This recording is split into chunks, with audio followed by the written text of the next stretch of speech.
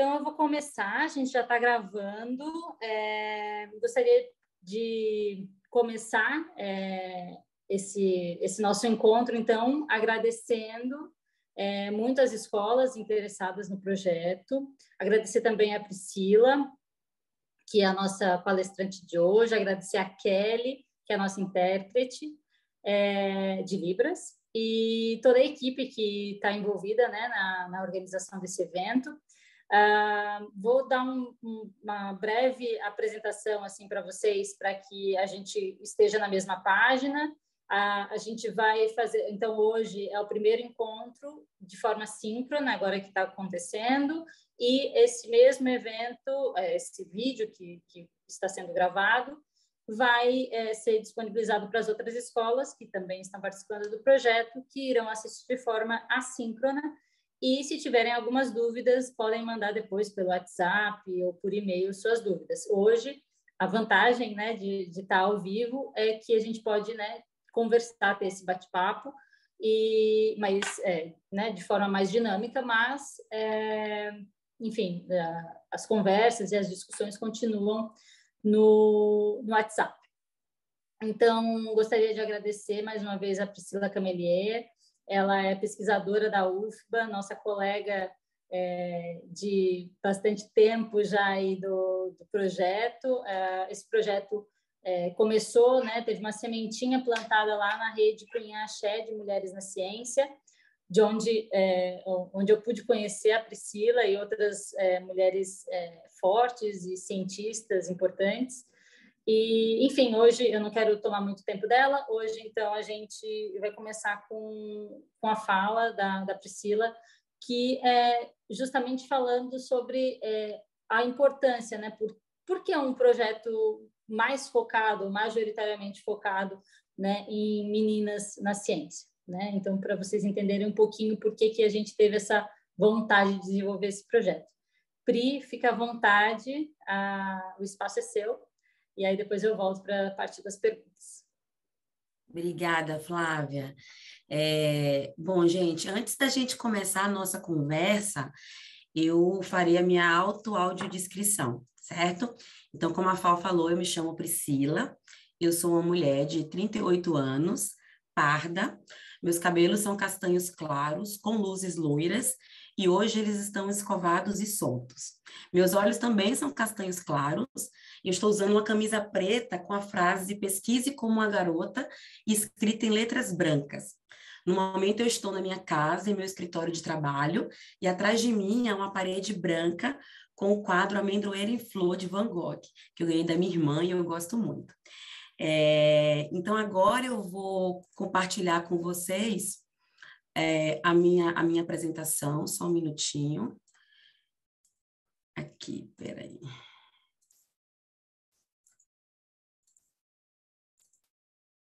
Pronto, eu acho que está tudo certo aí, né? Bom, como a Fal falou, ela me convidou para vir conversar com vocês. Isso, eu não considero isso uma palestra, eu considero uma conversa mesmo. E a minha ideia é que ao final da nossa conversa, vocês entendam, assim como eu, a Rede Cunha Axé, a Flávia, todos os parceiros e parceiras desse projeto, por que a gente acha que é tão importante investir em projetos como Semeando Ciência, que é um projeto feito majoritariamente para meninas, tá? Eu, antes de mais nada, acho que é interessante falar que nessa versão do Semeando Ciência, focado em meninas em campo, é uma versão que eu me sinto muito confortável de vir aqui conversar com vocês, porque eu sou bióloga de formação e de coração, e eu me considero, a biologia é uma área muito vasta, né, gente? Tem várias vertentes, várias opções de trabalho, mas eu me considero uma bióloga de campo, primariamente. Tá? Eu trabalho com peixes de água doce, sim, os objetivos principais das minhas pesquisas é conhecer a diversidade de peixes que a gente tem. Então, a minha vida inteira, a minha carreira inteira, eu vivi cenas como essas que eu trago nesse slide. São várias fotos em diversos momentos da minha carreira, fotos minhas em rios, riachos, cachoeiras, seja coletando peixes com o material que a gente coleta, com peneira, com rede, seja tirando fotografia dos peixes que eu coleto, puxando mato para descobrir os peixes que ficam escondidos ali no meio da vegetação. Então, eu faço isso desde que eu entrei na faculdade.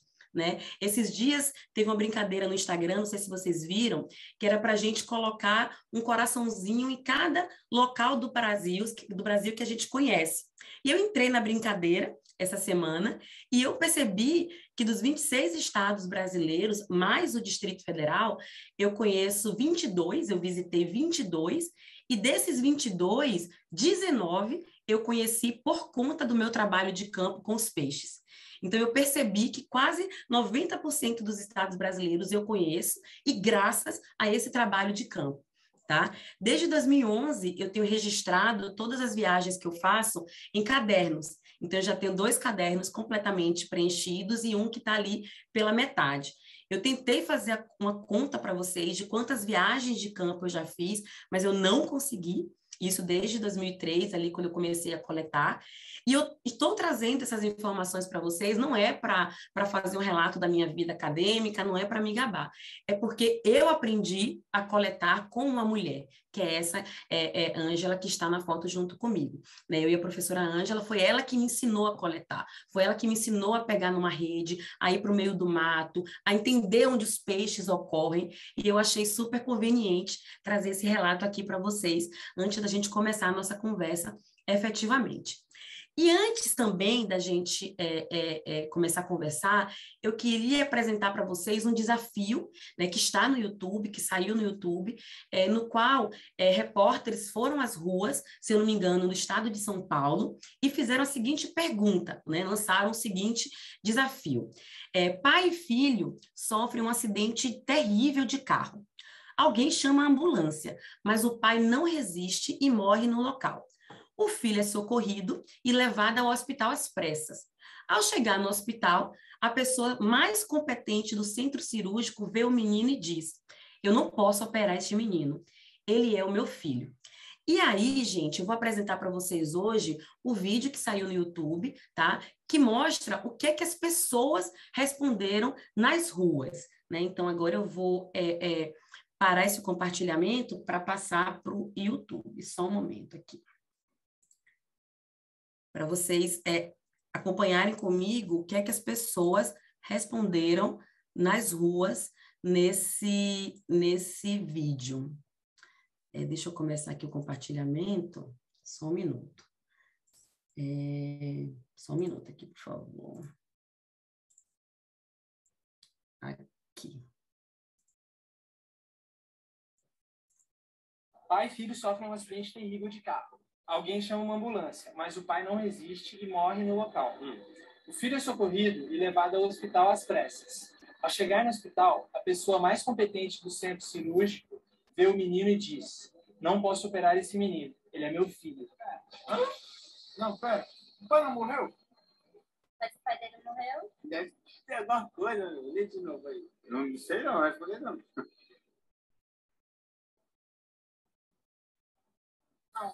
Não. Nossa, esse mexeu com o psicológico. Se você for analisar, é tipo bíblico, né? Meu Deus. Eu não sei se eu que acabei de acordar. O pai dele não reencarnou no outro corpo?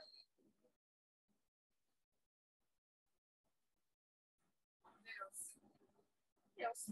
Ah, só se for Deus, né? É o pai verdadeiro? Eu vou?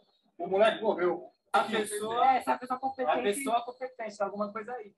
Só se esse não tinha 2 pais. Não, agora é chegou.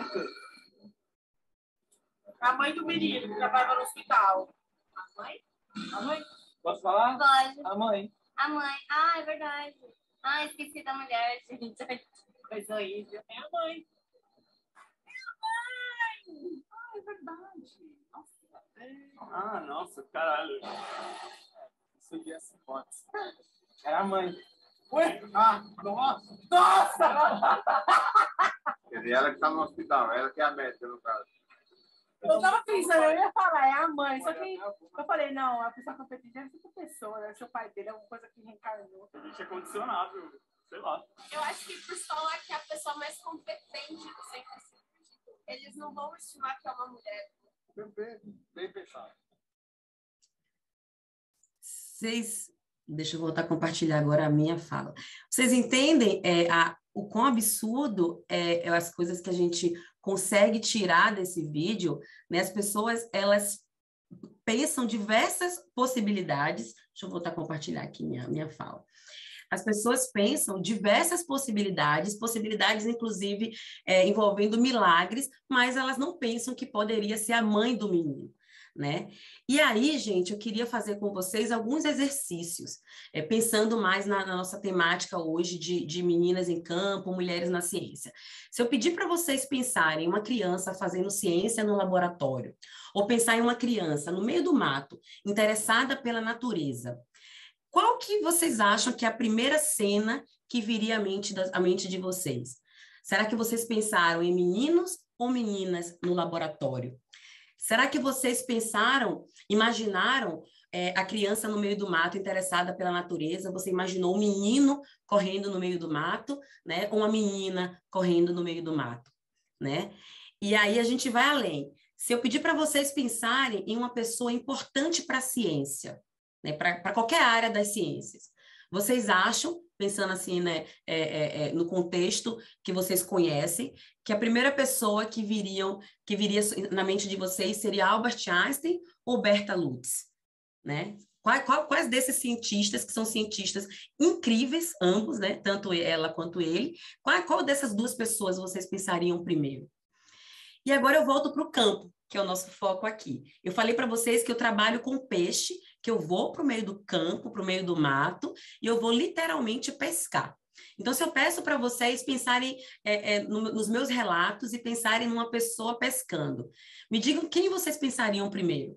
Vocês pensariam primeiro em um homem com grande peixão, ou então segurando uma varinha de pescar, um anzol, uma rede, ou vocês pensariam numa mulher, né?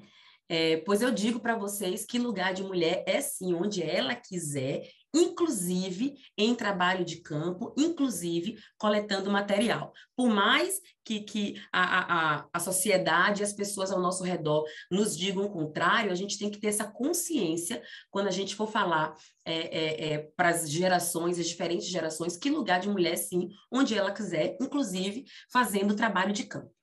E aí, pensando nessa coisa do trabalho de campo, eu queria compartilhar com vocês a história da Teresa de Baviera, tá? Foi uma princesa que ela sempre foi apaixonada pela natureza, apaixonada pelas descobertas que a natureza pode nos dar. E ela veio ao Brasil, lá no período de 1880, fazer uma coleta, né, fazer uma grande viagem, que culminou nesse livro, Minha Viagem nos Trópicos Brasileiros, que é um livro que eu comprei recentemente, após conhecer a história da Teresa de Baviera. E é engraçado que quando a gente lê sobre essa princesa, né, o que a gente encontra na literatura são as pessoas ressaltando que naquele momento, em 1888, no momento que a ciência era dominada por homens, ainda a gente vai ver isso, tá? Mas ela assinava as suas obras como T.H. von Bayern, né, para evitar represálias ou discriminação, para as pessoas não descobrirem que ela era uma mulher, que se tratava de uma mulher fazendo aquelas descobertas científicas. Ela descobriu várias novas espécies de diversos grupos e ela tem, inclusive, uma espécie de lagarto descrita em nome dela, em homenagem a ela. E eu falei com uma amiga minha essa semana que eu ainda vou descrever uma espécie de peixe e homenagear essa pessoa que eu tenho admirado tanto. Bom, agora vamos caminhando para os nossos últimos exercícios mentais. Vocês conseguiriam citar rapidamente 5 nomes de homens cientistas em quaisquer áreas da ciência? E se eu pedisse para vocês citarem 3 mulheres? Eu sei que eu não estou dando tempo da gente fazer esses exercícios aqui agora, mas eu realmente gostaria que vocês depois fizessem eles, certo? E aí, trazendo mais para o nosso quintal. Olhando, né, pensando ao redor de vocês, pensando nas pessoas que se destacam na sua área de atuação, se eu pedir para vocês citarem alguns nomes dessas pessoas, esses destaques seriam nomes femininos ou masculinos? Seriam homens ou mulheres? E aí, gente, eu digo para vocês que se vocês pensaram basicamente em homens, não se sinta culpada, não se sinta culpado. especialmente se você for mulher. Por que eu falo isso, especialmente se você for mulher? Porque o mundo já é cruel demais, já é duro demais com nós, mulheres, e a gente já carrega um tanto de culpa, né, que não é nossa, muitas delas, as culpas não são nossas, então eu acho que a gente já carrega muita culpa para se culpar por não lembrar de mulheres quando a gente pensa, pede para vocês citarem mulheres em situações como essa que eu compartilhei aqui. Tá? Não se citam culpados e culpadas porque isso é estrutural. Né? A gente tem tentado fazer uma desconstrução, mas a gente foi criada numa sociedade que ela é machista, que ela é misógina, que ela não valoriza e não reconhece o papel da mulher nas áreas de trabalho, principalmente. E na ciência, a situação não é diferente, e esse vai ser meu foco daqui em diante. Por que eu digo que a situação não é diferente? Porque, infelizmente, a realidade que a gente tem na ciência, em termos de representatividade feminina, está longe de ser a ideal. A gente não tem uma ciência na qual a gente tem equidade de gênero. Tá? Em 2018, a Unesco publicou alguns dados que foram super alarmantes, indicando quais seriam a porcentagem de mulheres fazendo pesquisa, tá? Nas diversas partes do mundo. Então, a gente vê, né, quando a gente observa um mapa, né, de diversas partes do globo, a gente vê que em nenhum lugar do mundo a gente tem 50% de pessoas fazendo ciência sendo do sexo feminino. Né? A média geral é que a gente tenha menos de 30% das pessoas fazendo ciência sendo mulheres em todo o mundo, especialmente nas áreas STEM. O que é a área STEM? E aqui eu faço uma pausa rapidinho para mostrar para vocês. Esse é um termo, né, uma sigla que é do inglês, que a gente usa ela em inglês, mas para fazer referência às áreas de ciência, tecnologia, engenharia e matemática. Então, mulheres fazendo pesquisa, fazendo ciência nessas áreas, elas são ainda menos numerosas quando a gente compara com os homens, tá? E aqui eu trago dois gráficos que mostram que quando a gente pensa na América Latina, os dois países que mais se destacam em termos numéricos de mulheres fazendo ciência são a Bolívia e a Venezuela. Nesses países, mais de 60% das pessoas fazendo ciência nas áreas em STEM são mulheres. Só que quando a gente olha a presença de mulheres nas academias de ciência, tanto na Venezuela quanto na Bolívia, esse número é menos de 15%. O que isso significa? Significa que mais de 60% das pessoas fazendo ciência nesses países são mulheres. Mas essas mulheres, elas não são reconhecidas para ocupar cargos como cargos importantes, como, por exemplo, na academia de ciências. Então, não adianta só você fazer ciência se você não é valorizada como cientista, certo? Quando a gente pensa em Brasil, os valores que a gente tem são valores similares à média mundial. Então, no Brasil, a participação feminina nas áreas STEM, área de ciência, tecnologia, engenharia e matemática, é menos de 30%. Então, não se julguem quando vocês não conseguirem lembrar rapidamente de mulheres, mas se esforcem para mudar esse cenário. Tá? E muito do nosso diálogo hoje tem a ver com isso. Então, gente, por esses números que eu apresentei para vocês hoje, fica evidente que a gente tem uma ciência na qual a disparidade de gênero é gritante, certo? E aí, vocês me perguntam, Priscila, o que significa disparidade de gênero? Disparidade de gênero nada mais é, pessoal, do que a diferença da representatividade dos gêneros no âmbito social. E essa representatividade, ela aparece de diversas maneiras. A nossa expectativa é que homens e mulheres tenham os mesmos direitos, possam ocupar os mesmos espaços, possam ser formados e formadas para ocupar diferentes competências e sejam valorizadas e valorizados pela sua competência. Mas isso não é o que acontece na realidade. Na realidade, é uma discrepância gritante e que é escancarada de diversas maneiras. Tá? A gente tem isso evidenciado em várias escalas e níveis e das mais variadas formas. A mais grotesca, né, uma das mais grotescas, é a diferença salarial. a gente tem diversos estudos que mostram que homens e mulheres, né, ocupando muitas vezes o mesmo cargo, não, as mesmas competências, não recebem os mesmos salários. Os homens, via de regra, eles ganham mais que as mulheres. E não são porque eles são mais competentes, eu estou falando de mesmo cargo, são simplesmente porque são homens, certo? Existe uma disparidade quando a gente pensa em oportunidades e portas abertas. Também já saíram diversos estudos que mostram, especialmente nas áreas das ciências, que os homens eles costumam ter mais oportunidades de estudar fora, oportunidades para fazer entrevistas, oportunidade de bolsas, preferências para receberem bolsas, preferências para serem convidados para fazer trabalhos de campo, né? Eu mesma tenho dados sobre isso, certo? Na minha área de atuação, que é na área dos peixes. E aí eu pergunto para vocês e eu peço que vocês pensem, será que é justo que os homens atinjam sucesso em suas carreiras de forma mais rápida que as mulheres, apenas pelo fato deles serem homens? Né? Será que isso é justo? Tá? Evidentemente isso não é justo, e o que a gente quer não é que mulheres tenham mais direitos que homens, que a gente não quer inverter essa balança. O que a gente quer é equilibrá-la. E é aí que a gente fala em equidade de gênero, certo? Equidade é homens e mulheres terem os mesmos direitos, ganhar os mesmos salários, terem as mesmas oportunidades, certo? Terem as mesmas chances de se formarem nas suas carreiras, tá? Então, é isso que projetos como Semeando Ciência buscam, que a gente atinja uma equidade de gênero, especificamente nas áreas das ciências. Então, a nossa equidade dos sonhos são esses direitos, esse equilíbrio, né? Direitos iguais, esse equilíbrio, mas o que a gente lida, a bem verdade, é com uma disparidade real, com a carreira dos homens, com poucos obstáculos inerentes à carreira, mas que nada diz respeito à questão de gênero. E para as mulheres, além dos obstáculos inerentes à carreira, a gente também tem a questão do gênero envolvida.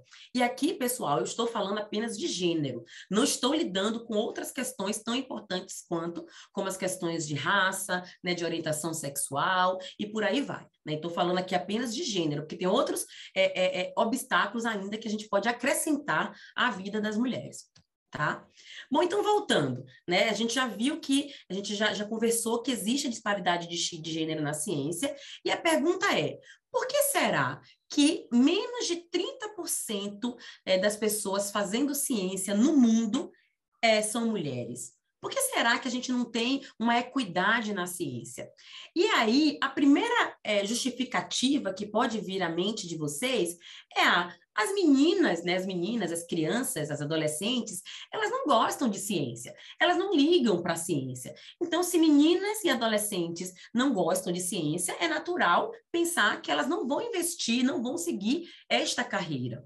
Mas isso é verdade? Será que meninas gostam menos de ciência do que meninos? Diversos estudos, gente, já mostraram que isso não é verdade.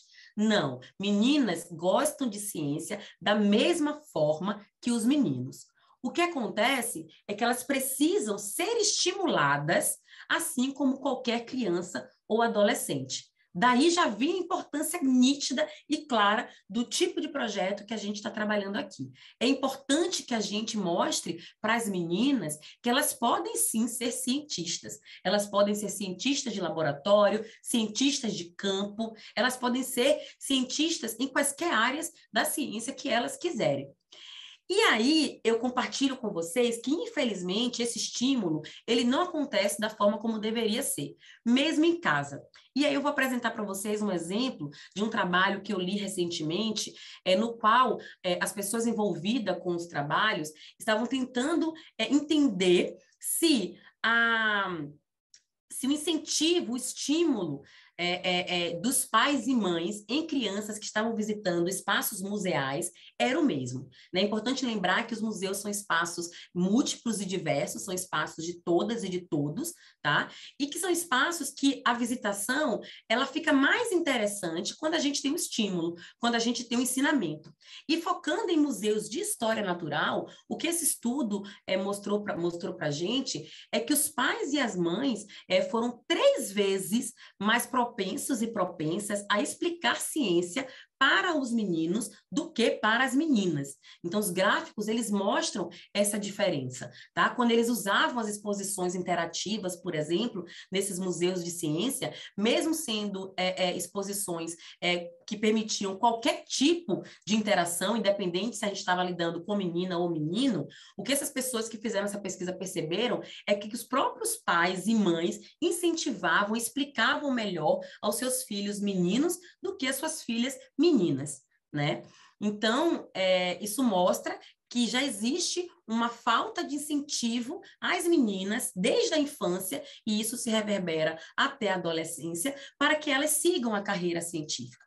Mas vamos supor que essas meninas e adolescentes tenham superado isso, e apesar dessa falta de incentivo, elas tenham investido na carreira científica. O cenário que a gente vê hoje, que a gente observa hoje, como eu já mostrei para vocês, é que a gente não tem nem 50% de mulheres fazendo ciência. Então, como é que a gente explica esses números?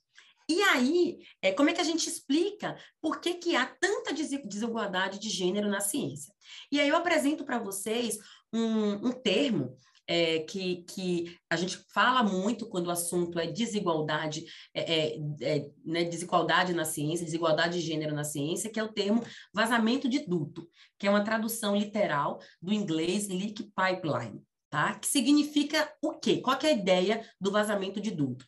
É a explicação para as mulheres saírem da academia, desistirem da sua carreira acadêmica devido a diversos fatores. Quais são os principais? A discriminação, seja ela intencional ou não, uma supervisão inadequada, a ausência de modelos a serem seguidos e a dificuldade em balancear a vida acadêmica com a sua vida familiar. Tá? Então, aqui, o que seria o vazamento de duto? Então, pense aí comigo, imagine comigo que a carreira científica de qualquer pessoa fosse um cano, né? Fosse um duto ou cano, né? Eu prefiro chamar de cano. E é como se o cano das mulheres, ao longo de toda a trajetória, né? No começo do cano, você é uma pessoa entrando na carreira acadêmica. O final do cano é você se aposentando, né? Parando de fazer ciência, digamos assim. Então, é como o cano é o mesmo para homens e mulheres, tá? O que acontece com o cano das mulheres, que é diferente do cano dos homens? O que acontece, gente, é como se o cano das mulheres, eles tivessem diversos furinhos ao longo de todo o seu trajeto.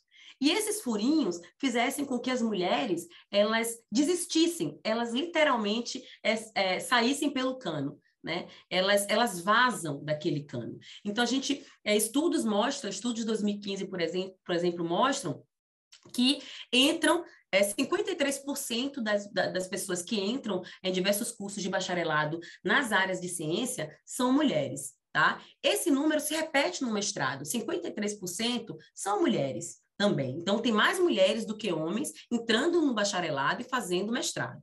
No doutorado, algumas mulheres já se escaparam pelo cano, né? Já desistiram no meio do caminho, e esses valores reduzem para cerca de 43%. Tá? E aí, pensando mulheres que hoje fazem ciência depois do doutorado, ou seja, são pesquisadoras alocadas em algum centro de pesquisa, em algum local de ensino superior, esse número reduz para 28%.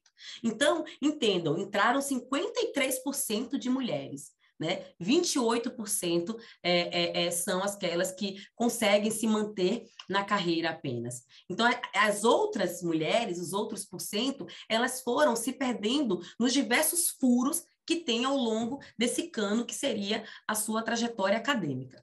Tá? Então, quais são esses furos? Essa dificuldade de equilibrar a carreira com a vida pessoal, que é uma dificuldade que, via de regra, não atinge os homens, né? Porque é a mulher que fica com... A sociedade obriga a mulher a ficar para lidar com as questões de casa, pensar nos filhos, nas filhas, na comida, no supermercado, em diversas questões da vida pessoal, que deveria ser de igual função, tanto para homens quanto mulheres. Então, é mais difícil para a mulher equilibrar sua carreira com sua vida pessoal.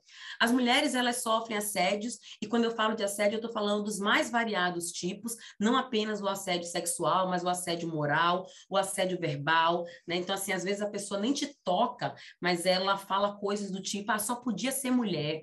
Ah, você está de TPM? Ah, você não vai para o campo porque eu não quero mulher menstruada no campo. Teve mulheres que já ouviram isso, né? Que já escutaram esse tipo de comentário.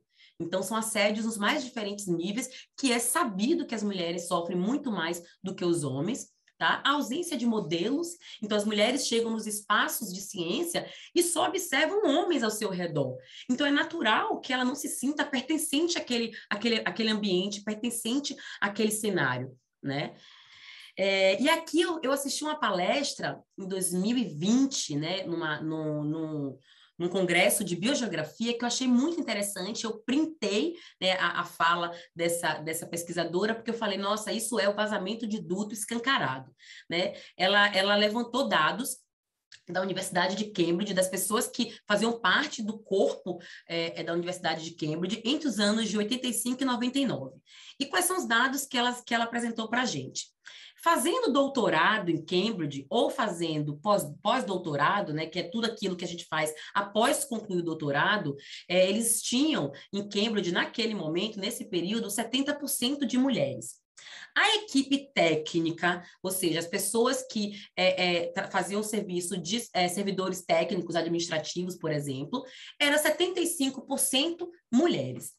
Mas os docentes e pesquisadores principais dos grandes grupos de pesquisa de Cambridge ali eram 100% homens. Para as pessoas chegarem a ser docentes, elas têm que fazer o doutorado, por exemplo, o pós-doutorado. O que é que aconteceu com essa maior representatividade de mulheres em Cambridge, no doutorado e no pós-doutorado, que elas não chegaram até a carreira docente? O que é que aconteceu com essas mulheres? Aí, quando eu observei esse slide, eu falei, isso é um exemplo clássico de vazamento de duto. Essas mulheres, pessoal, elas evaíram, elas se perderam em uma carreira, né, em um cano completamente furado, completamente destruído por todas essas questões que eu estou apresentando para vocês aqui hoje. Então, quando a gente pensa na carreira de um homem, na vida acadêmica de um homem, o que a gente tem é um cano lindo, né? Um começo de carreira com cano intacto, um final de carreira com cano intacto. Ah, Priscila, mas os homens não têm dificuldades? Tem várias, porque a carreira acadêmica não é uma carreira fácil. Aqui eu estou falando de dificuldades associadas à questão de gênero. Tá? Então, os homens, via de regra, não têm dificuldade porque são homens. Muito pelo contrário, é normal ainda eles terem uma ajudinha extra, principalmente de outros homens, para que suas carreiras sejam guinadas. Tá? E quando a gente pensa na vida acadêmica de uma mulher, a realidade que a gente tem é de um cano completamente furado, com água escorrendo para todos os lados. Então, cada jato de água que a gente encontra escapando por esse cano são meninas, são mulheres que a gente perde para a ciência. Que a ciência simplesmente perdeu, né? Que a gente perdeu para o machismo, que a gente perdeu para o assédio, para a falta de estímulo, e isso não é justo. Isso não é justo.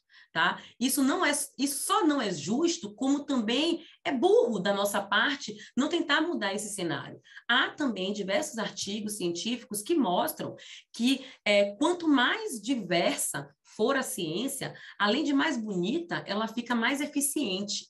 Os trabalhos coletivos, que envolvem pessoas diferentes, com estilos e histórias de vidas diferentes, são trabalhos que são mais bonitos e mais eficientes. Então, é evidente que o mundo precisa de ciência e a ciência precisa das mulheres, tá?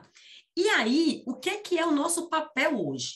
A gente precisa, enquanto sociedade, enquanto pessoas, enquanto seres humanos, enquanto cientistas, a gente precisa fazer a nossa parte para consertar todos esses furos que impedem que a ciência tenha mais mulheres. A gente precisa proteger a carreira de mulheres, a gente precisa incentivar que as meninas sigam esta carreira, a carreira científica, se for da vontade delas, certo? E aí vem as questões de como a gente pode fazer enquanto sociedade. O que é que a gente pode fazer? Eu sempre falo que existem 4 principais pontos que a gente pode buscar. O primeiro e mais importante, gente, é reconhecer que o problema existe. Existe uma disparidade de gênero na ciência e a gente deve buscar o equilíbrio dessa balança.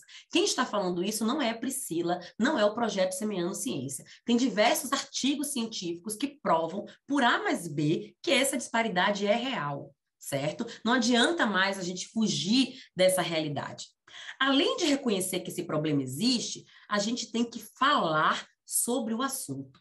Por quê? Porque falar conscientiza, falar sensibiliza, chama atenção, agrega.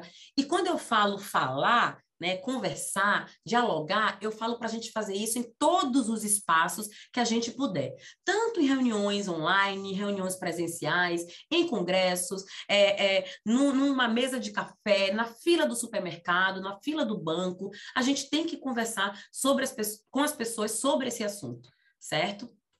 A gente precisa de mais modelos. A gente já sabe que a ausência de modelos é um dos fatores que faz com que as mulheres desistam das suas carreiras científicas. Então, a gente precisa de mais mulheres em posições de liderança, palestrantes em congressos, coordenadoras de projetos. Ah, Priscila, mas como é que eu incentivo isso? Bom, o próximo evento que você organizar, né, ou então o próximo congresso que você participar, questione quantas mulheres foram convidadas para falar aqui, para conversar com vocês? Quantas mulheres foram convidadas para apresentar o seu trabalho? Não estou dizendo para dar preferência para a mulher só porque ela é mulher. Não, coloca na balança todo mundo que está fazendo ciência naquela área. Será que só tem homem com competência para discutir sobre aquele assunto? Né? Colocar nossa cabeça para fazer esse exercício, igual a gente fez no começo da nossa conversa, fazer esse exercício de colocar o tic-teco, né, para funcionar e tentar lembrar de mulheres na hora da gente fazer esses convites, por exemplo. Ou então a gente exigir das comissões organizadoras dos eventos científicos que a gente participa, por que só tem 90% é homem? Cadê as mulheres fazendo ciência nessa área? Né? Eu acho que isso faz parte do que a gente pode fazer também. Pensar, discutir e executar ações propriamente ditas. Então, aqui chega a hora que a gente precisa agir diretamente para reduzir a disparidade de gênero. E aí, a gente também precisa, gente, que é uma coisa que eu acho que quando a gente lida com qualquer situação desconfortável e a gente ir para os lugares, falar e repetir que lugar de mulher é onde ela quiser, já está desconfortável, né? Então, acho que qualquer situação que pode gerar um certo desconforto, é crucial que a gente tenha as redes de apoio. Não só redes de apoio que vão nos segurar a onda quando a gente estiver querendo desistir de tudo, porque a ciência ela é misógina, ela é machista, mas as redes de apoio que vão mostrar para a gente como propor um projeto, que vai propor um projeto junto, que vai explicar como uma pessoa que está um pouco mais à frente na carreira, eu fiz assim, vinha por aqui, né? Então a gente não só precisa das redes de apoio, como a gente também precisa ser apoio umas às outras. Eu sempre falo isso também. E aqui eu trago alguns exemplos de redes de apoio de mulheres na ciência, algumas que eu faço parte, que eu já fiz parte. A gente tem diversas, cada vez mais a gente tem tido, né, essas redes. Uma dessas redes é a Rede Cunha-Axé, né, que é uma das idealizadoras desse projeto. Né? Então, essas redes elas servem não apenas para apoiar umas às outras, mas também como uma forma de divulgar o trabalho científico de diversas mulheres, certo? E aí, trazendo para a realidade, já estou terminando a nossa conversa, né, a minha parte na nossa conversa, trazendo para a nossa realidade, tentando responder aquela primeira pergunta que a gente fez lá no começo. Por que a gente pensa num projeto que é feito majoritariamente para meninas? Porque com esses projetos, a gente quer envolver as quatro atuações que eu trouxe aqui, que a gente pode para combater a disparidade de gênero na ciência. Então, eu acho que projetos como Semeando Ciência envolve tudo isso. Quando a gente propõe projetos como esse, quando a gente executa projetos como esse, a gente está reconhecendo que a gente tem um problema grande com o qual a gente precisa lidar. Esses projetos, eles são chamadas para a gente falar sobre o assunto. Nós estamos aqui hoje conversando sobre esse assunto, tá? Nesses projetos, a gente sempre tem modelos de mulheres sendo apresentados, tá? E esses projetos são literalmente ações contra a disparidade de gênero na ciência sendo executadas. Então, respondendo àquela pergunta, é importante a gente fazer projetos, pensar em projetos majoritariamente para meninas. Por quê? Porque o mundo precisa de ciência e a ciência precisa de mais mulheres, né? Então, com isso, eu encerro a minha fala hoje. Eu gostaria de agradecer imensamente a todos, todas e todos envolvidos, envolvidas e envolvidos com esse projeto e deixo com vocês aqui o meu contato. Vocês podem me escrever, né? Eu sou uma pessoa que eu gostaria muito, muito mesmo, assim, do fundo do meu coração, de nunca mais ter que apresentar, ter uma conversa como essa que nós estamos tendo aqui hoje. Eu não quero mais ter esse tipo de conversa, mas infelizmente o mundo ainda está muito díspare, então a gente precisa sim conversar, falar sobre isso. Então eu não costumo negar convites para dialogar sobre essas questões, porque eu acho que eu cumpro o meu papel como cientista, mas meu papel, acima de tudo, como mulher, como membro integrante da sociedade, tá bom? Então, era isso. Então, agora eu estou aberta para vocês fazerem perguntas e algum tipo de questionamento. Obrigada, Pri. Deixa eu ver aqui. Obrigada. A minha imagem está meio estranha aqui para mim, não sei se para vocês também tá. Tá meio achatado ou tá normal? Tá normal, tá. Ótimo. Tô pelo celular.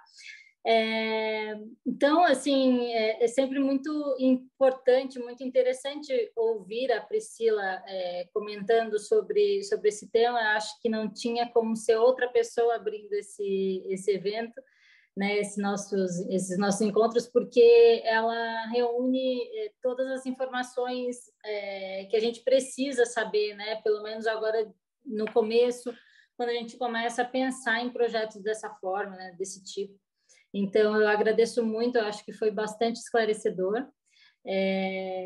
Assim, eu escolhi, né, a gente chamou a Pri assim, de olho fechado, porque a gente sabia que ia arrasar nessa abertura.